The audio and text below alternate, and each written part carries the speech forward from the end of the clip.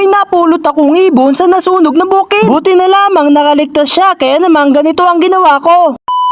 Isang umaga ay mangunguha nga pala ako ng mga mohenya upang ipakain sa aking mga isda. Nagbabaka sakali nga ako na meron ng mohenya doon sa aming bukid. Kaya naman bumiyahe na ako ng maaga para hindi tayo maabutan ng araw. Napansin ko nga yung bukid namin ay nasunog na naman. Hindi ko nga alam kung bakit nila sinusunog. Habang ako'y naghahanap, may napansin nga akong pugad. Bigla nga ako na curious, kaya naman nilapitan ko. Kaya naman ako ay bumaba ng dahan-dahan dahil maraming bubog dito. Sa aking paglapit mga katampi, may nakikita akong isang inakay. Agad ko nga itong nilapitan na tiningnan ko, baka sunog na. Subalit parang buhay pa mga katampi, kaya naman kinuha ko. Hindi lang yun mga katampi, akala ko nga isa lang, meron pa ako nakitang isa. Sa aking pag-iimbestiga mga katampi, parang nahulog to sa puno. Bigla ko nga pala napansin yung puno, parang may sunog. Mamaya pala titingnan natin kung naabot yung puno ng sunog. Bago ang lahat ay kukunin muna natin yung ibon pati yung pugad. Biglaan ko nga pala napansin yung pugad nila mga katampi, may konting sunog dito. Kawawa naman yung mga ibon, parang gutom na gutom na. Tila ba'y parang iniwanan sila ng kanilang mga magulang. Kung ibabalik ko ito sa puno mga katampi, baka hindi na silang balikan. Kawawa naman yung mga ibon mga katampi kapag ganung nangyari. Kaya naman nahalagaan natin at papakainin. Kapag sila ay malaki na, pwede na natin sila pakawalan sa bukid. Dito nga ay pinagmasdan ko yung mga ibon mga katampi. Parang 2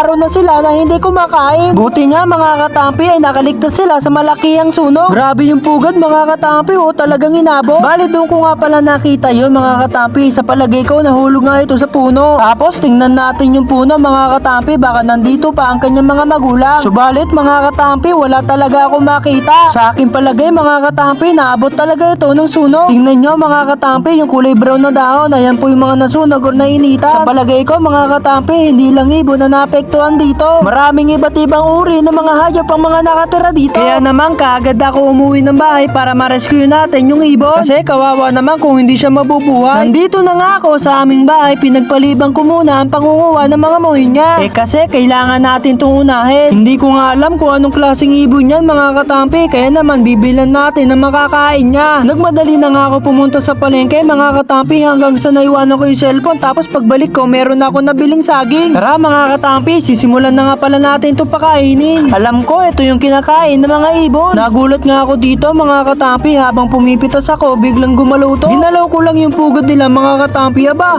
biglang umanga. Hindi ako mahirapan dito mga katampi, subalit yung isa ayaw kumain. Di bali na, baka hindi pa siya gutom. Dinala ko nga muna dito sa labas mga katampi dahil papalitan natin yung pugad niya. Kinuha ko nga itong lagayan ng mga handpid ko, tapos meron pa ako natira ditong kusot. Kasi alagaan natin siya na mabuti. Kapag malaki na sila ay papakawalan na natin sa bukid. Dito nga ay pupunta pala tayo sa mini aviary dahil mag-harvest na rin ako. Dahil pwede na nga pala silang i-handpid. Ito nga pala yung magulang nila, tapos ito yung mga anak mga katampi. Yung isa dyan ay papamigay ko. Yung malaki nga pala yung kukunin ko mga katampi, ayan may kasama na sila. Hindi na sila magiging malungkot. Tapos kukuha pa nga tayo dito sa ating mga albswan. Bali dadalawa na nga pala sila mga katampi, kinuha ko na nga yung isa. Ayan mga katampi, sabay natin subaybayan ang paglaki nila. So ayun mga katampi, meron na naman tayong bagong aalagaan.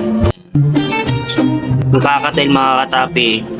FS yan, FS pati yung Albs yan, or ano, Shih Tzu. Alam nyo naman yung mga code name. Hanggang dito na lang ating storya.